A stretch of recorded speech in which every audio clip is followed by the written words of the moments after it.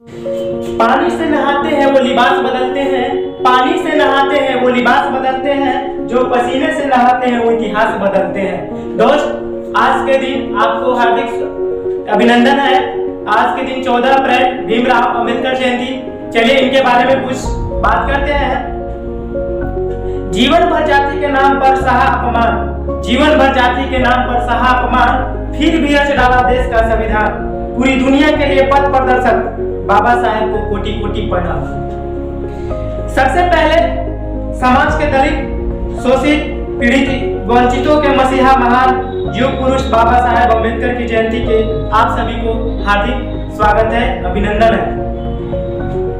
यहाँ यूट्यूब पर देख रहे हैं सभी दर्शकगण एवं बाबा साहेब के प्रति आस्था रखने वाले उपस्थितियों, युवाओं, बुजुर्गों तथा स्टूडेंट विद्यार्थी साथी लोग और देश के नागरिक का हार्दिक अभिनंदन करता हूँ। 14 अप्रैल यह पावन दिवस आज विश्व भर में मनाया जा रहा है, क्योंकि बाबा साहेब की महान सोच केवल भारत के लिए ही नहीं, पूरे विश्व भर में एक दिशा बोधक है।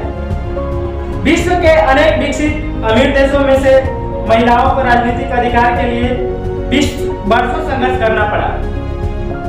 वहीं भारतीय संविधान के लागू होते ही पहले दिन भारतीय महिलाओं को वोट देने का अधिकार मिला। यह बाबा साहेब की ही देन है, जिसे विश्व मंच पर सम्मान मिला। बाबा साहेब को सम्मान देने से पूर्व पहले हम उनके जीवन के संघर्ष के बारे में जानेंगे। उनका जीवन एक प्रेरणा है और कोई भी हारा हुआ इंसान यदि बाबा साहेब के संघर्ष से उन्नत जीवन के कुछ पहलुओं पर ही विचार कर ले तो मन में एक प्रेरणा जागती है। आज इस कार्यक्रम में हम एक प्रेरणा लेकर उठे हैं और बाबा साहेब के जीवन के मूल्यों से सीखकर कोई सृजन करने का संकल्प ले। एक बात यह भी जाननी आवश्यक है कि डॉक्टर भीमराव अंबेडकर को केवल दलितों, पिछड़ों का मसीहा कहकर उन्हें छोटे दायरे में न समझें।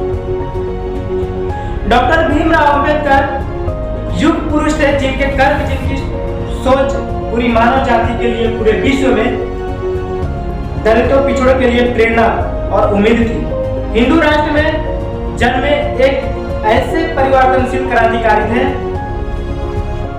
जिन्होंने मत जाति भेद की वजह से हिंदू धर्म को त्याग दिए थे। कर्मों से बना वजूद आदमी का, कर्मों से बना वजूद आदमी का जाति से नकली पहचान है। अगर ऊंची जाति से होती श्रेष्ठता तो बताइए बाबा साहेब आज क्यों महान है। धार्मिक ग्रंथ, मनुस्मृति और प्रतियां जलाकर विरोध किया। ऐसा कोई युग प्रवर्तक युग बदलने वाला ही कर सकता है। ऐसे युग पुरुष युगों युग याद किए जाएंगे। भारतीय संविधान में बाबा साहेब की आत्मा बसती है। भारतीय लोकतंत्र की बुनियाद बाबा साहेब की दृढ़ विचारधारा पर टिकी है। अंत में 2 पंक्तियों के साथ अपनी वाणी को विराम देता हूँ। आपके कर्म ही आपकी पहचान है, आपके कर्म ही आपकी पहचान है, वरना भीम नाम के तो हजारों इंसान हैं। जय हिंद।